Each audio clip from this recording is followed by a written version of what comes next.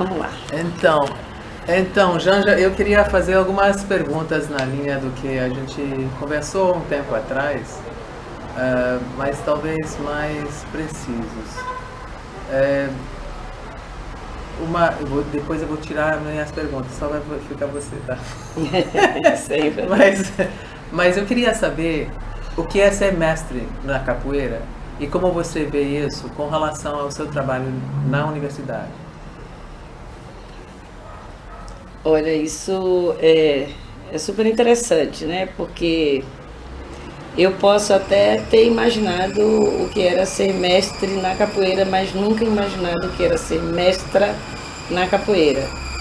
Porque antes de mim eu não conhecia mestras na capoeira, não tinha, pelo menos dentro do estilo capoeira que a gente pratica, capoeira Angola, né? Não existiam mulheres mestras de capoeira, né? Então, para nós que sempre transitamos dentro dos grupos de capoeira, até com alguma força, mas sempre relacionada à organização dos grupos, ao fortalecimento institucional desses grupos, a gente, de certa forma, sempre achou que ali era um lugar bastante cômodo, bastante confortável para a nossa formação. Foi preciso que a gente visse dentro do nosso próprio grupo os nossos parceiros homens atingirem, alcançarem lugares que as mulheres ficavam para trás. E portanto, eu já estava aí com cerca de 5, 6 anos de capoeira quando essa coisa foi despertada, que existia um lugar que a gente não estava, né? Que ele só podia ser falado exatamente pela ausência, né? Então foi pela ausência que a gente foi refletir um pouco, inclusive, os nossos processos formativos, né? Então eu sabia o que era, eu poderia dizer até que imaginava o que era ser mestre, né? E, portanto,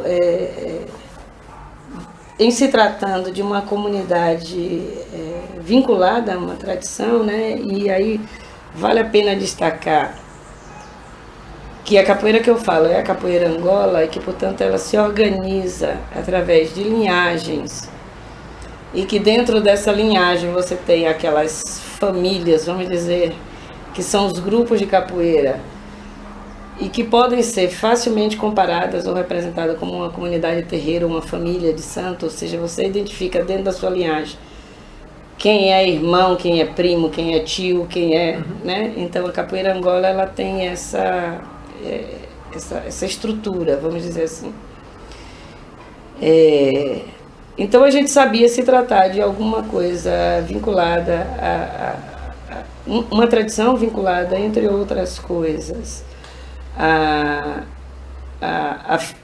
ao contato com os mais velhos e, portanto, ao tempo, né, de iniciação dentro daquele lugar, ou seja, a gente sempre lidou com esse referencial do tempo, o mais velho é sempre o mais velho, o mais novo é sempre o mais novo. E foi preciso, com mais ou menos 5 anos, ou 5, 6 anos de capoeira, quando eu percebi que passava a ser tratada como mais velha, né?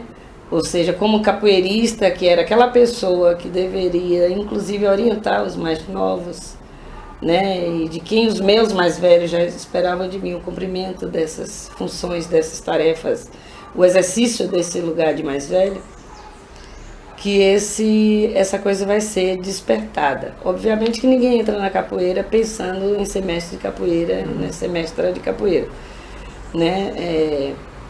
Você entra para ser capoeirista. E aí, focado na filosofia pastiniana, que diz que o fim da capoeira é inconcebível ao mais sábio capoeirista, né? Então você também não lida com essa noção de que tem um aprendizado que se esgota em determinado tempo.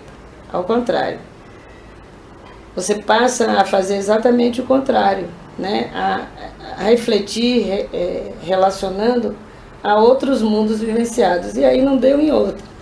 Pensar isso, obviamente, era pensar com relação a outros modelos, como, por exemplo, o modelo professor-aluno, né? O modelo pai-mãe, filha, mãe, enfim. esses outros modelos também, estruturas hierarquizadas, né? Mas o mais importante foi para mim, nesse caso, foi a descoberta do que era exatamente, que significava esse papel, né? E ele era traduzido na palavra de guardião mesmo, né? Guardião. Então eu falo guardião porque eu nunca aprendi isso como a guardiã, né? Mas o guardião era aquele que deveria preservar determinados aspectos daquela tradição e dentro daquela tradição, daquela linhagem, e que é reconhecida como fonte, né? Essa fonte deveria ser protegida de tudo, das invasões, das impurezas, né? E que, portanto, exigia dedicação, né? Então, quando você descobre essa coisa desse contínuo, desse elo, né? Você, de fato, passa a se constituir um elo. Eu vou ser sempre a mais nova de alguém e passo, em determinado momento, a ser a mais velha de outras alguém, né? Uma vez, numa palestra lá na UNB, alguém me chamou de mestra e eu rebati assim imediatamente, e falando não, que eu não me sentia confortável em ser chamada de mestra de capoeira, até porque os meus mestres de capoeira, eles têm uma força tão grande dentro da capoeiragem, ainda hoje, que eles serviam, obviamente, de modelo. E aí essa pessoa na plateia me pergunta, então quando é que a gente vai poder lhe chamar de mestre? Eu disse, eu acho que só vou saber que sou de fato mestre de capoeira primeiro, quando eu perder o meu medo diante do que eu tenho como representação do que é ser mestre de capoeira, ou seja, quando eu me permitir estar ao lado daqueles que eu considero mestre, me dizendo com a responsabilidade dessa guardiã e, portanto, autorizada a estar ali, mas, sobretudo, eu acho que eu vou me sentir mestre de capoeira quando aquelas pessoas que estão aprendendo capoeira comigo mostrarem que já estão em condição de ensinar aquilo que eu aprendi dos meus mais velhos, não necessariamente aquilo que ele aprendeu comigo, mas aquilo que ele aprendeu que eu aprendi. Isso é parecido com a teoria de ser doutor, não é? Mas tem diferenças aí. Sim. Quais são?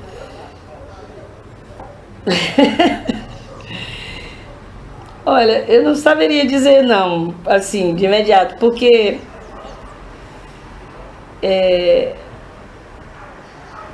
primeiro porque é muito difícil, né? Você pensar um universo que articula tantos elementos, né? Como a fala, como o silêncio, como o movimento, quanto a parada, quanto a espera, a escuta.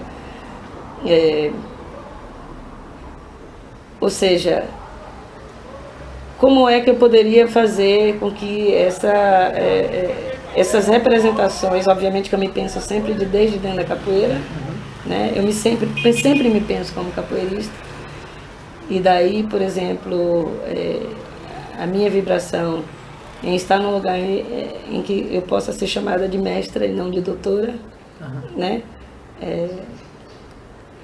Mas é exatamente porque, não sei, talvez me falte a capacidade de fazer essa transdução, vamos dizer assim, né? De trazer isso para o universo em que os conceitos, de certa forma, eles amarram coisas que dentro da capoeira a gente não amarra, porque na capoeira não se amarra nada, né? Não se tem o início, não se tem o fim é o início de alguma coisa, o início é o fim de outra coisa, então... E então, quando os seus alunos de capoeira mostram que sabem o que você ensinou, tendo aprendido isso com os seus mestres, como é que você lida com a necessidade de continuidade e, ao mesmo tempo, o fato que o mundo está sempre diferente? Então, como é que você lida com... Eu vou te dizer que quando eu dou aula, quando eu ensino orientando, muitas vezes eu fico rindo um pouco, mas eu falo que o que a pessoa tem que entender é o significado de uma nota de rodapé. Uhum. Se entendeu realmente para que serve uma nota de rodapé, não pelo legalismo, mas pela inserção no mundo que outras pessoas antecederam, falando de coisas parecidas, aí eu acho que quando a pessoa entende isso, entendeu, para mim, uma questão central na academia. Mas isso é a minha forma um pouco de parodiar, né? Porque muita gente se rebela contra a nota de rodapé. E eu acho que não vale a pena. Mas tem um outro lance, que a academia hoje não significa o que significava para os nossos... meu orientador pensa muito nos diálogos dos anos 60, como eram fortes, né? Eu sinto isso nele. Para ele isso foi muito marcante. Eu não vivi isso. E ao mesmo tempo, de alguma maneira, eu repasso o que ele me ensinou. Enfim, como é que você lida com a tradição? É isso? Como é que você fala que são determinados, que tem uma semelhança aí entre o que a geração subsequente apresenta com o que você ensinou, do que você entendeu dos anteriores, não é isso? Uhum. Aí como é que pensa isso? Essa continuidade? Eu acho que tem uma diferença que é fundamental, porque na academia a gente pensa o conhecimento em si e para mim. Uhum. Dentro da capoeira a gente pensa o conhecimento para a capoeira. Né? Então você está o tempo todo vinculado a fortalecer aquele conhecimento, é ele que interessa. Né? Num primeiro momento é o conhecimento, é a capoeira que interessa. Num segundo momento é posicionar aquele grupo, né? Como um grupo que sustenta esse conhecimento. E depois é se perceber como um dos sujeitos implicados, né, nesse conhecimento. Tem coisas que eu aprendi, que, por exemplo, o meu mestre fazia na capoeira, que eu me recuso totalmente. Por exemplo, ele tinha uma concepção de que, na nossa época, no início dos anos 80, a capoeira ainda era muito marginalizada. E ele dizia que esses processos também encontravam facilidade na conduta dos capoeiristas. O mestre Pastinho já chama a atenção disso há muito tempo. Então ele tinha... Era muito difícil, ele ficou muito famoso por isso, inclusive. O treino começava às 7 horas da noite, se a gente chegasse às 7h01, a gente não entrava para treinar. E ele dizia, se fosse vestibular, você não entraria. Né? Porque o vestibular é uma coisa muito importante para você. Por que a capoeira não tem essa importância? Né? Então, para aquela época, para aquele contexto, foi difícil entender. Eu, quando começo essa fase subsequente, vou começar isso em São Paulo. Ou seja, uma cidade que basta um carro furar um pneu no meio da rua para a cidade travar. Então, ou seja... O grupo mais heterogêneo do que o meu aqui em Salvador, quando eu aprendi, né? Eu entrei aqui num grupo de jovens negros, negras, na sua maioria, pobres, vindo das periferias, né? Era um grupo mais homogêneo nesse sentido. Aí eu saio e começo um grupo dentro de uma cidade como São Paulo, Zona Oeste de São Paulo, dentro da USP, né? Então, obviamente, eu vou lidar com sujeitos que trazem outras expectativas, outras vivências, outros mundos. Eu me lembro de um japonês que foi treinar com a gente lá uma época e que uma vez, numa das nossas confraternizações, ele cedeu na bebida e no meio ele teve uma crise de choro, eu não entendia porquê, e ele fez dizer que aquela era a primeira vez que ele tinha contato de fato com pessoas negras.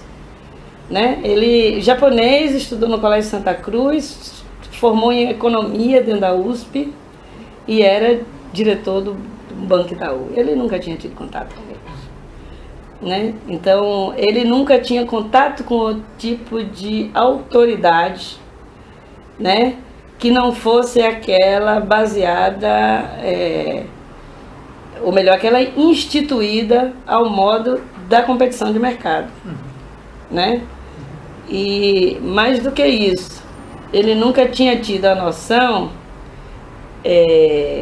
de ter uma pessoa que supostamente é a pessoa que está no exercício de poder e que precisa ser cuidada, exatamente porque está no exercício do poder. Entendeu?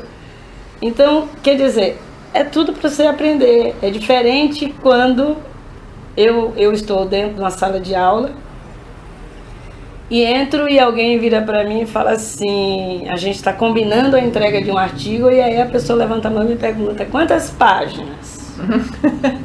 Eu tenho vontade de morrer. Entendeu? Porque eu disse, nossa, como é que eu estou autorizada a dizer quantas páginas você precisa para dizer o que você precisa dizer? Da forma que você quer dizer, da forma que você alcança. Entendeu? Eu sei falar disso dentro da capoeira. Então, quando eu entro na academia, para mim é um grande desafio, o tempo todo. E como seria na capoeira? Desafio. Uma pergunta parecida. Você responderia como? Na capoeira eu diria... Faça. Você precisa achar o seu erro. Não vai ser eu que vou lhe mostrar. Mesma coisa. Toque alto que é para você ouvir a hora que você erra. Cante alto que é para você ouvir a hora que você erra. Entendeu? Não fique dependente da gente ficar consertando o seu movimento, né? Ou o seu erro. Não fique nessa dependência. É preciso que você... se encha de confiança. O que a gente faz é dizer, estão aqui os movimentos e está aqui um lugar seguro para você se expressar, né? Aí garantir essa segurança é garantir um enfoque de um projeto político. Ou seja, neste projeto político desse grupo, a violência, seja ela de que forma venha, né, não é aceitável. Né? Então, isso aí é uma escolha, é uma opção. Eu não aprendi isso na minha época. Eu me lembro que aqui um dos grupos mais famosos de Salvador tinha como filosofia: você ensina batendo porque o outro precisa aprender apanhando. Né? Eu não, eu prefiro falar de outras coisas. E aí, de fato, não deixar que a pessoa entre no treino porque ela chegou 5 minutos atrasada, eu jamais faria, né? Mas vou fazer exatamente o contrário. Eu vou querer dar, cada dia que eu dou uma aula, eu vou querer que aquela seja a melhor aula que eu já dei na minha vida, para que depois alguém disse, nossa, que pena que você chegou depois. Que a primeira parte da aula foi bem bacana. Né? Essa semana eu vi meu filho falando, eles estavam combinando com um grupo dos mais jovens do grupo de fazerem um treino. E aí hoje, quem é que vai puxar o treino? Né? Porque tem isso também, essa relação entre quem está mais tempo no fundamento não necessariamente está vinculado à idade cronológica. Então, se você hoje entrasse no meu grupo para treinar capoeira, possivelmente sua primeira aula seria com alguém em torno de 12, 10 anos de idade. Entendeu? Porque eles estão aprendendo a cuidar do conhecimento da capoeira. E aí não basta eu aprender, eu tenho que aprender a passar, a ensinar. Né? E como é o cuidado com o mestre, com o que detém o poder? Que cuidado se toma? Olha, eu acho que o cuidado mais importante é exatamente aquele de você se vincular menos a ele, mais a capoeira. De não exigir demais. É mais a ligação com a capoeira do que com ele. Deixa estar que, na minha experiência, eu venho de um grupo que eu tive 3 mestres ao mesmo tempo. E quando eu saí, a gente fundou uma organização que nós também somos 3. E, diga-se de passagem, uma coisa não muito comum, porque somos 2 mulheres e um homem. Né? Então são 3 pessoas completamente diferentes, totalmente diferentes, com capacidade de estar no mesmo lugar falando a mesma coisa e mostrar divergências de opiniões, e isso não ser uma coisa do outro mundo, porque, ao contrário da academia, você não reserva, né, cercadinhos para si, né? Então, essa para mim é uma diferença bastante significativa, né? E que, de certa forma, quando eu penso hoje nas estruturas, e eu nem diria acadêmica, mesmo quando eu penso a educação básica, que é ainda muito pior, né? No sentido desse controle de história única, de linguagem única, né? A regimentação. Exatamente. Então, o que eu posso fazer é somente ser parceira de um sofrimento que deve ser compartilhado e enfrentado coletivamente. E é exatamente o que eu digo dentro da capoeira. Eu, dentro da academia, eu conheço a felicidade. Eu conheço um campo de conhecimento que é processado pela alegria, pela felicidade, pela liberdade corporal, criativa, etc, etc. E aqui dentro não é isso, infelizmente. Então, eu compartilho aí desse sofrimento coletivo de termos que abrir aí as nossas fissuras, né? Como dizia Gilberto de Ramos, abrir essas fissuras, produzir as desconexões, né? Para poder ousar, para poder criar. Né? Na academia? Na academia. Então, na academia. Aí, quando você... Tô deixando muito quente, né? Delicada. Não sei se você... Tô aguentando. Tá aguentando? É que eu fui na praia ontem, então... Aí a pele brilha, né? Fica bem quente. Quando você fala disso, de sua ida para a academia, é uma espécie de militância? Ou assim, eu tenho uma história de vida, né, que cresci, obviamente, dentro do regime militar, e isso teve alguns impactos na minha vida familiar, mas sou da primeira geração de uma família, de um pai preto, uma mãe não preta, né, e sem vínculos com a família preta, e, portanto, a primeira mulher negra dentro da família da mãe branca, né? E eu faço parte da primeira geração de netas de mulheres. Então, o destino de uma família que teve 21 filhos, obviamente, era segurar essa primeira geração de mulheres para cuidar de quem vinha, né? Todo mundo que ia nascendo. E isso começou a acontecer mesmo desde que eu tinha lá 10, 11 anos de idade. Gente. Você é uma de 21 filhos?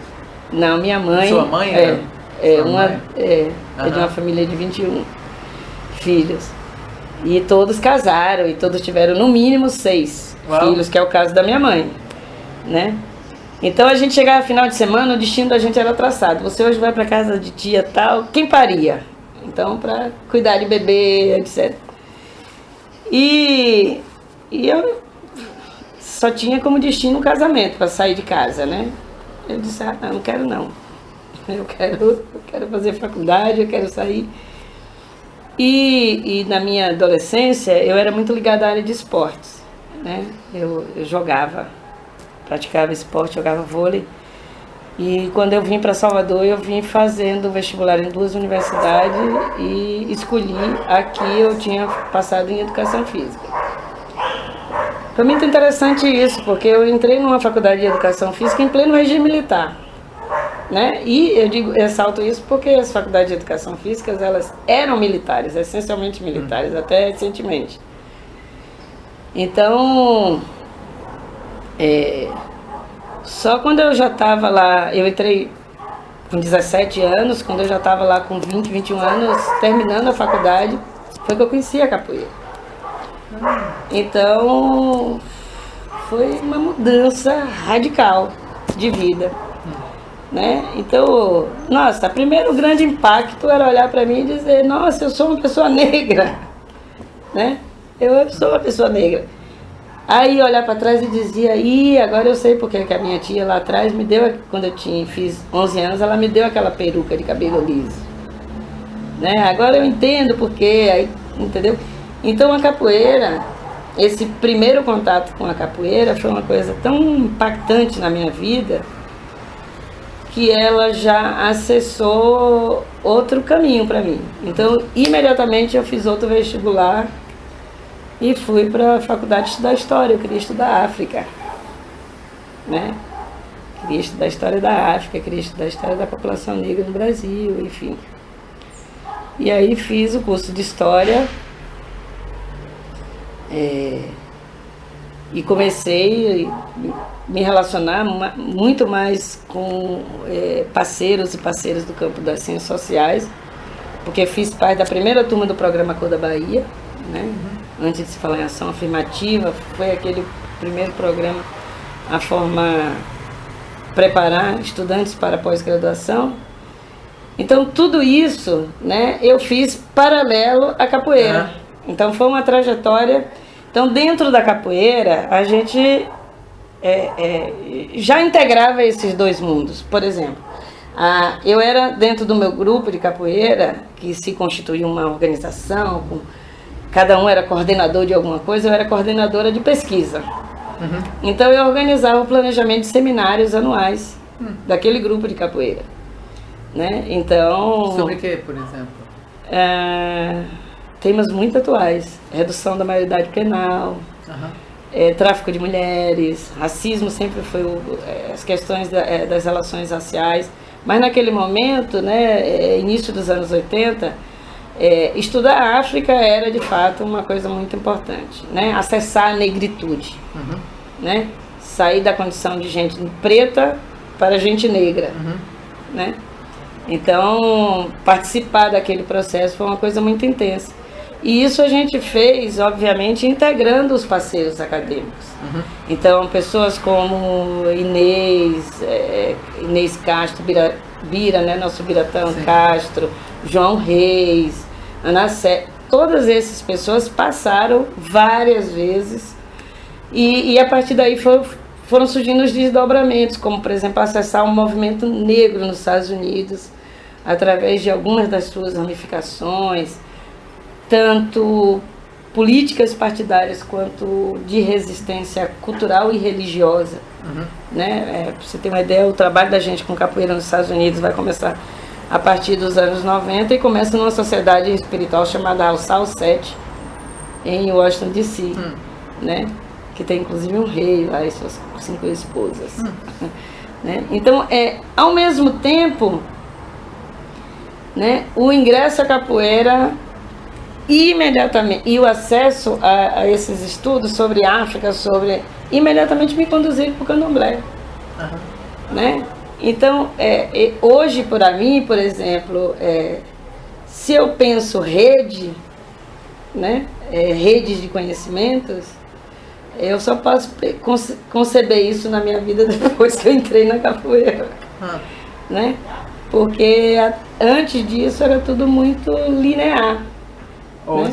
Institucionalmente determinado. Determinado. Tanto ao nível da família, da escola, da própria universidade, etc. Né? Então, atuar em círculo, né? Nessa projeção para o infinito, para uma encôdia, uma enzinga, né? Como a gente chama. Isso foi uma coisa que só na capoeira eu aprendi. Fala mais sobre isso, que eu não sei o que é isso. É um símbolo, uma espécie de uma dinkra que é o próprio nome de Nzinga em Angola, né? Ela é representada através desse espiral, que é uma encôdia, né? E que joga aí para os movimentos recursivos, né? Então, isso tudo também foi uma coisa que só vai aparecer a partir da capoeira. E, obviamente, quando eu entro na academia para fazer uma pós-graduação, eu levo os meus temas de vida. Sim. Né? Então eu estudei capoeira, educação, música, gênero, relações raciais, tarará. Passei por uma série de contextos, mas obviamente sendo capoeirista, porque é só o que eu sei ser. O resto eu tento cumprir bem, cumprir de maneira responsável.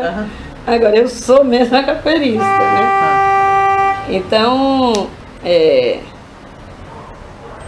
e eu fico às vezes com pena da universidade, porque eu acho que ela poderia ser um lugar mais dinâmico, mais... não gosto do termo humanizado, não, mas mais provocado, mais... enfim, mais vivo. Mais vivo. É isso. Né?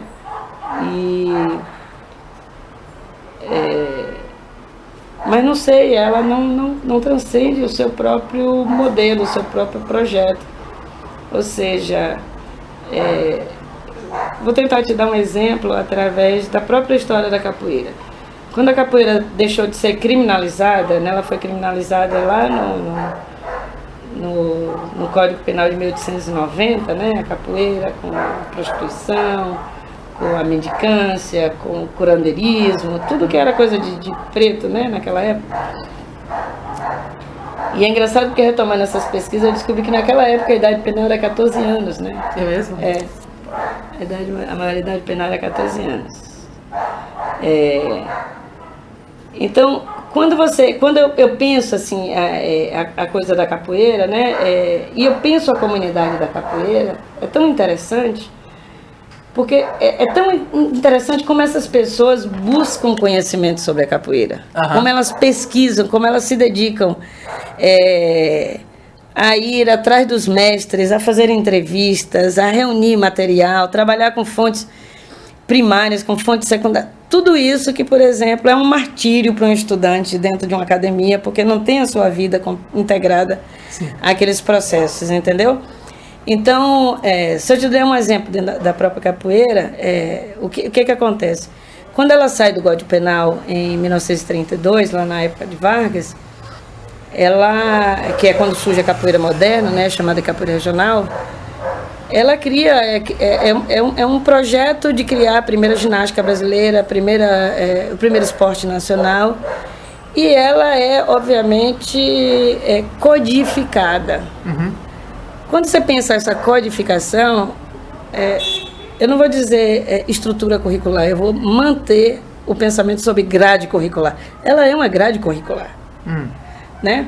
Então, o que você pega? Você pega o conhecimento de uma coisa que se processa através das individuações, ou seja, todo mundo aprende tudo ao mesmo tempo, né? E, portanto, se eu acho pela música o caminho facilitador para acessar o corpo, se eu acho pelo corpo o caminho, é a minha inserção que vai dizer.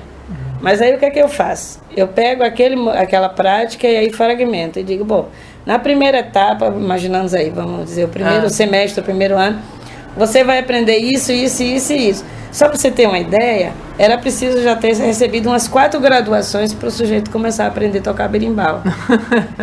Entendeu? Então, é disso que eu falo. Por exemplo, no momento em que esse pensar o conhecimento observa, e aí eu estou tomando a capoeira como exemplo, mas eu tenho certeza que se a gente pega qualquer expressão de cultura popular, né, e por isso que eu sou uma árdua defensora da capoeira fora da escola, eu não defendo a capoeira na escola, né, é exatamente porque eu sei o quanto é problemático a forma como a escola entende o conhecimento, né, e como eu disse, como capoeirista, eu não estou em defesa do meu nome, em defesa do meu grupo, eu estou em defesa da capoeira, eu trabalho para a capoeira, né? Eu trabalho para a capoeira, porque é ela que dá sentido à minha vida, é ela que me constitui, é ela que me faz, é ela que me organiza, é ela que... né?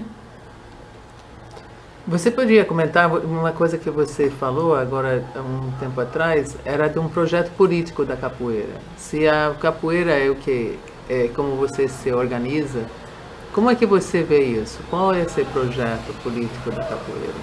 Esse projeto político passa exatamente pela rejeição disso que nós chamamos de modernidade dentro da capoeira, porque esse é o conhecimento moderno, né? Por exemplo, é muito interessante. Tem uma briga muito grande dentro da capoeira, que é esse debate em torno das origens, né, da capoeira. E, obviamente, para todo mundo, inclusive para o Ministério dos Esportes, sobretudo para o povo do Rio de Janeiro, que tenta romper com seus vínculos com a Bahia a todo custo, também através da capoeira.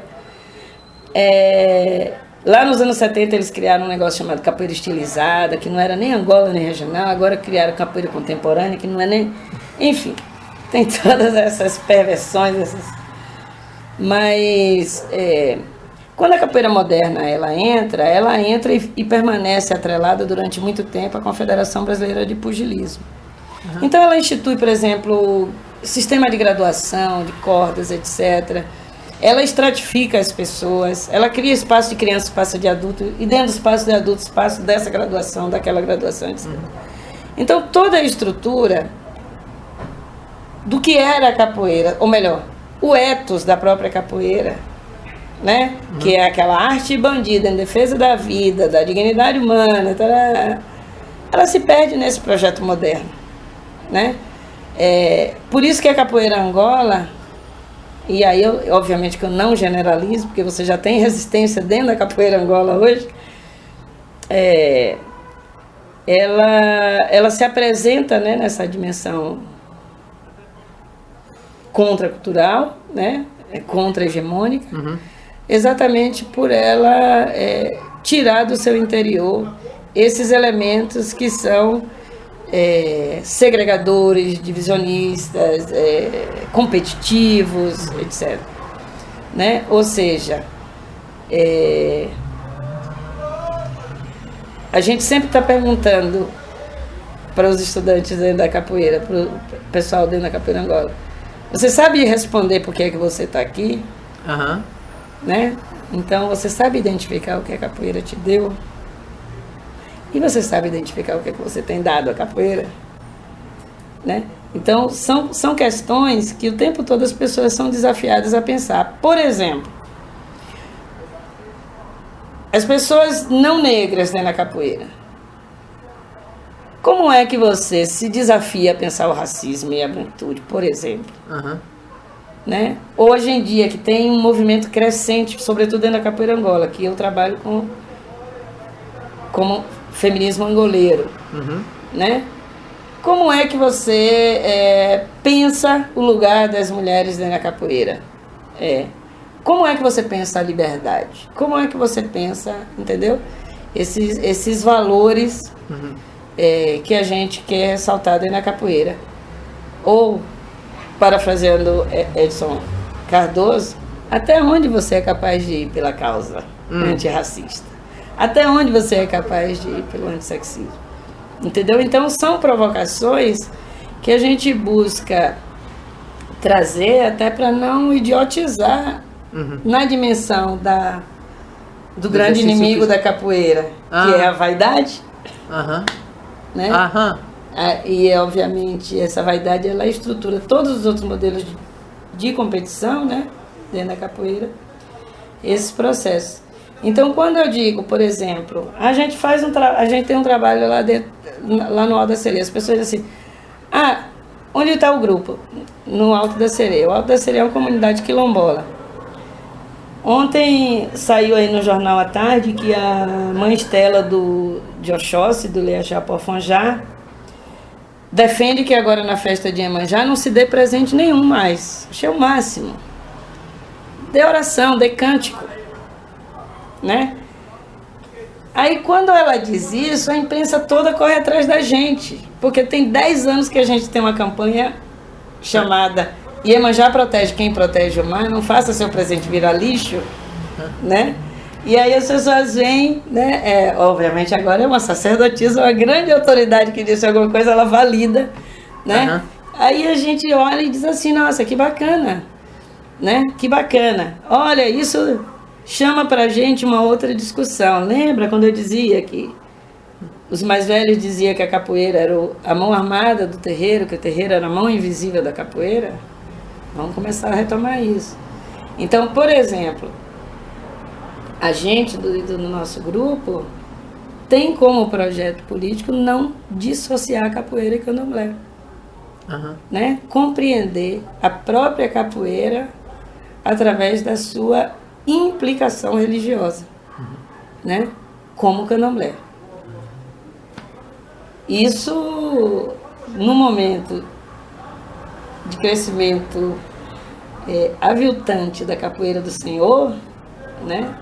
Tem isso? Tem um movimento forte da capoeira evangélica, chamada Capoeira do Senhor, surge lá em Brasília e se espalha não só pelo Brasil, pelo mundo todo, né?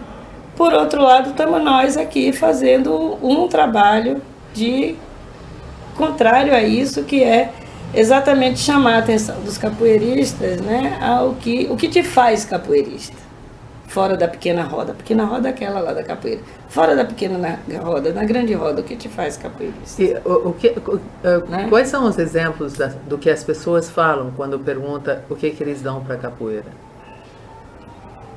O que as pessoas se imaginam dando para a capoeira? Elas normalmente costumam dizer que é mais fácil dizer o que elas compreendem terem recebido.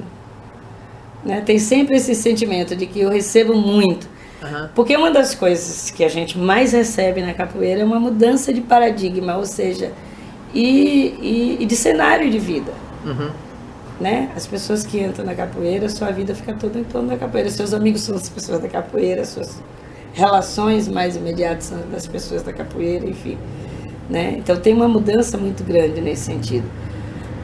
É difícil para mim mesmo, né? Que tenho quase 35 anos de capoeira, né? E que trabalho exaustivamente hoje na coordenação de um grupo que tem 6 núcleos no Brasil, agora inclusive no Valongo, lá no Rio de Janeiro, e outros 6 fora do Brasil, né? É um trabalho impressionante. Por exemplo, ano passado a gente estava no Japão e fomos fazer umas palestras nas universidades sobre gênero e capoeira, e as pessoas japonesas diziam, não, mas aqui não temos muito essa discussão, porque esse problema japonês é tão tradicional que não existe isso. Ah, que bacana. Aí vai o outro lá comprar um iPhone. Aí, como é que eu faço para tirar esse barulhinho da foto do iPhone? Não, aqui no Japão não tira, porque é uma convenção que tem que ter esse barulhinho, porque muita gente ficava fazendo foto embaixo da saia dos meninos. Não tem problema de gênero.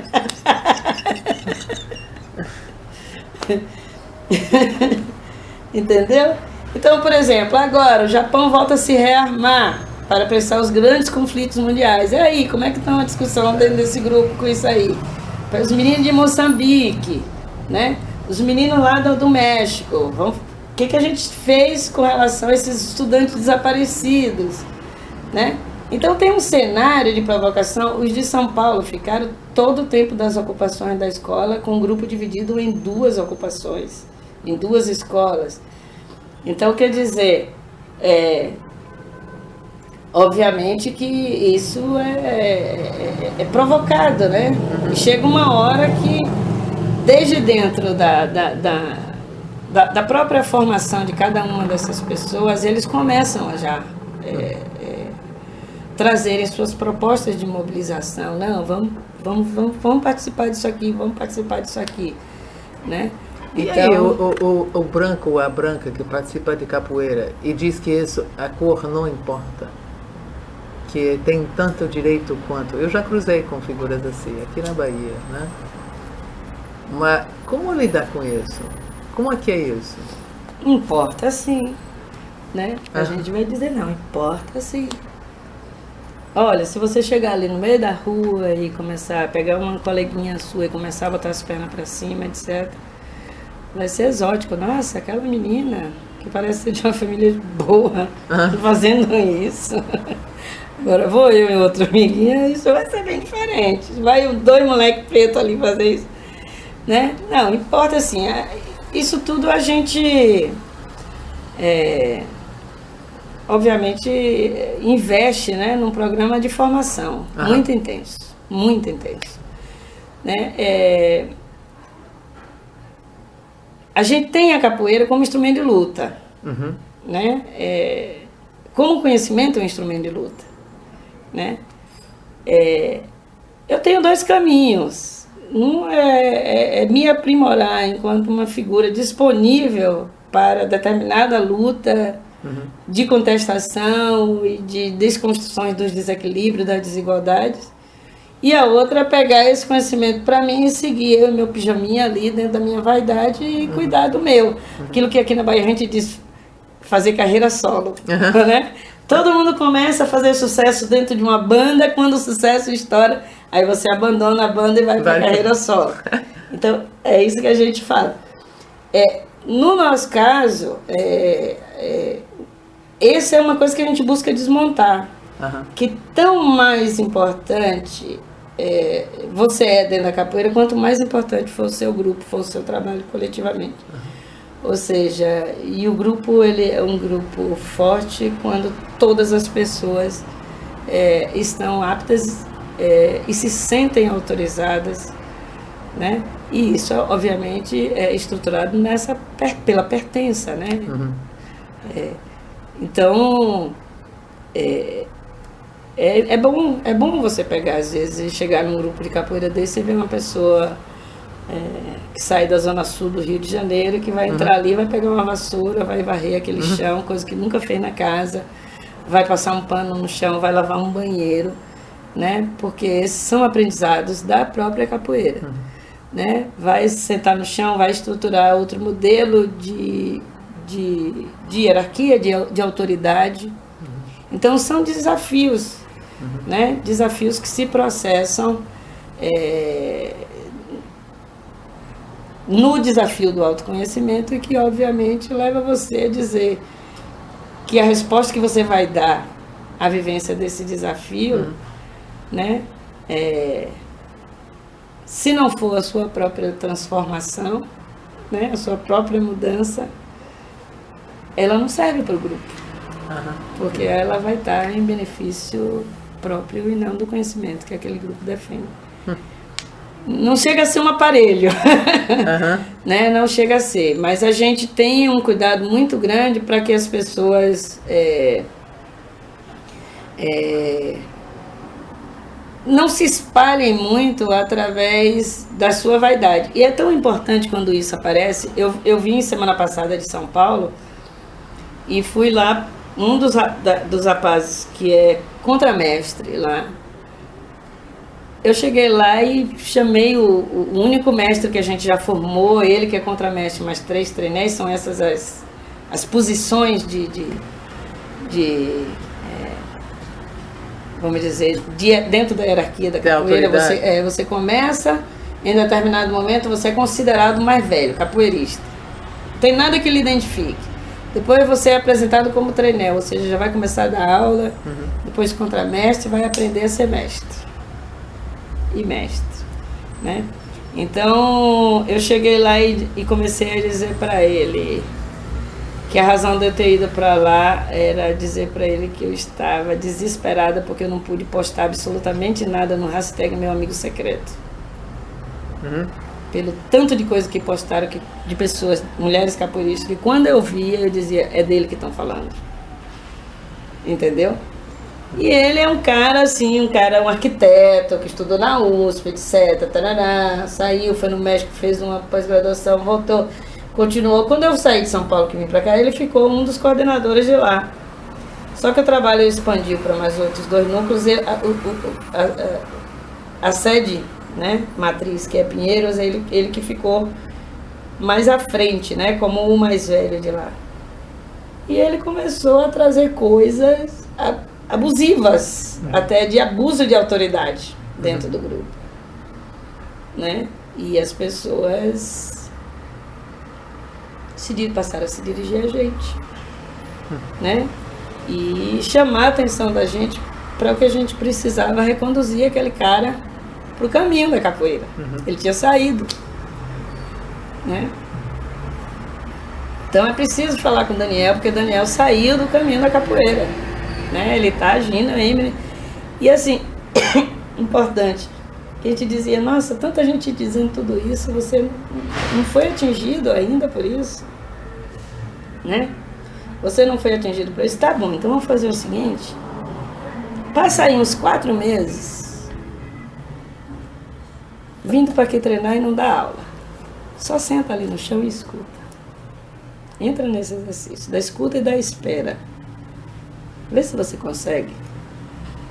Entendeu? Vê se você consegue. Então, para ele, hoje, está sendo uma dificuldade, um desespero. A outra chega, mas fulano, a gente estava no carnaval em Salvador e todo mundo lá no vai de hoje a 8 e eu desci para amarrar meu sapato, ele veio de lá, passou a mão na minha bunda. Eu disse, e aí, o que a gente faz com esse sujeito? Vamos botar para fora do grupo. Isso é muito fácil. Isso é muito fácil. Eu quero falar de capoeira para ele e perguntar como é que ele se pensa capoeirista com isso aí. Entendeu? E aí é fantástico. E o cara vai lá, escreve uma carta, superou minha expectativa até. Ele escreveu uma carta imensa para o grupo todo, fazendo toda uma análise da formação machista dele, do quanto ele está sendo desafiado dentro de um grupo, etc, etc. Eu disse, pronto, é isso aí. Né? Precisa nem mais dar ibope para esse caso. Passamos adiante, já cumpriu, a capoeira cumpriu o seu papel. Entendeu? Então, são coisas distintas, por exemplo. Eu chego na universidade e entro numa sala de aula, eu no bacharelado de gênero, eu trabalho com uma disciplina, uma das disciplinas que eu trabalho é gênero e relações raciais, e entram pessoas de outros cursos, eu pergunto, por que você veio para essa disciplina? Aí vem um estudante de direito e fala assim, professora, de uma hora para outra, todas as minhas amigas na universidade passaram a se dizer feminista, eu tenho que vir aqui saber que diabo é esse feminismo. Eu disse, mas de qual feminismo você quer falar? Então, quer dizer, eu disse, mas olha só, aqui tudo bem, a gente vai provocar, mas a gente vai fazer um exercício que você vai sofrer muito. Né? Porque esse feminismo que a gente fala aqui é um feminismo antirracista. E, obviamente, o melhor lugar que a gente tem para aprender isso é na cidade. Então a gente vai para a rua, a gente vai... Né? E aí tem toda uma preparação, assim, com os estudantes de dizer, olha, vão ter colegas que vão dizer que eu estou enrolando, que eu não gosto de trabalhar, que não sei o quê, né? Porque vocês não vão ler 45 textos, como uma professora que eu sei que tem aqui na Faculdade de Filosofia, que se gaba, porque vocês leem, estudante de graduação, vão ler 45 textos na disciplina dela. Vocês não vão ler 45 textos. Não se preocupe. Agora vocês vão bater perna nessa cidade, vão produzir conhecimento e vocês vão fazer. Né? Porque, obviamente, a gente tem toda uma base que a gente vai... teórica que a gente vai refletir, etc. Mas isso não dá conta. Né? Isso não dá conta. Então vamos lá. A Marcha do Orgulho Crespo, vamos lá. Né? Vamos no Ileaê, vamos no... Né? Então, não sei se a universidade fez uma boa escolha em botar capoeirista lá dentro, não é? Legal. Né? Não sei. Você tem esse programa de curso escrito? Com as saídas para a rua, com essa descrição toda? Você faz isso de acordo com a turma? Tem um programa escrito. Eu estou pensando no site que tem uma seção para materiais pedagógicos. Tem sim. Tem umas coisas assim interessantes que a gente fez. Por exemplo, ali em Cira, a gente chegou um dia e montamos um varal. Chegamos cedo e saímos esticando cordão, naquela praça gigantona. Aí fomos embora, passamos o dia na faculdade escrevendo em cartazes as letras das músicas que se cantam aqui no axé, dessas que... Né? Aqueles de carnaval. Que coisa da violência contra a mulher, músicas racistas, etc. E a gente fizemos uns dados, cada face do dado era um pedaço de uma letra. Chegava nas mesas, jogava e dizia leia. Ou então chegava com cartaz e entregava para o homem e dizia leia para todo mundo. Né? Então, assim, ou seja, a gente foi para a rua da aula. Fez performance. Fez performance. E aí todo mundo espalhava, assim, os estudantes espalhavam por aquela mesa, provocavam, riam, brigavam, né? E aí depois a gente volta para a sala de aula e vai discutir tudo isso, vai produzir, enfim. Da mesma forma, tem um curso que forma bacharéis, bacharelas, né? Então você tem que trabalhar com pesquisa, né? Com levantamento de dados, etc. Então a gente começa o curso fazendo algumas leituras, enfim, depois vai desenvolver instrumento de levantamento de dados, pesquisa e vai para a rua. E depois vai produzir os relatórios, os vídeos. É muito bacana o resultado desse curso. Muito bem. Muito obrigado. Hein? Muito legal. Acho que agora eu entendi melhor o que é essa coisa fixa que não é fixa. Sim. Isso acho que eu entendi melhor. Então, muito obrigado. Acho que eu vou aliviar você agora de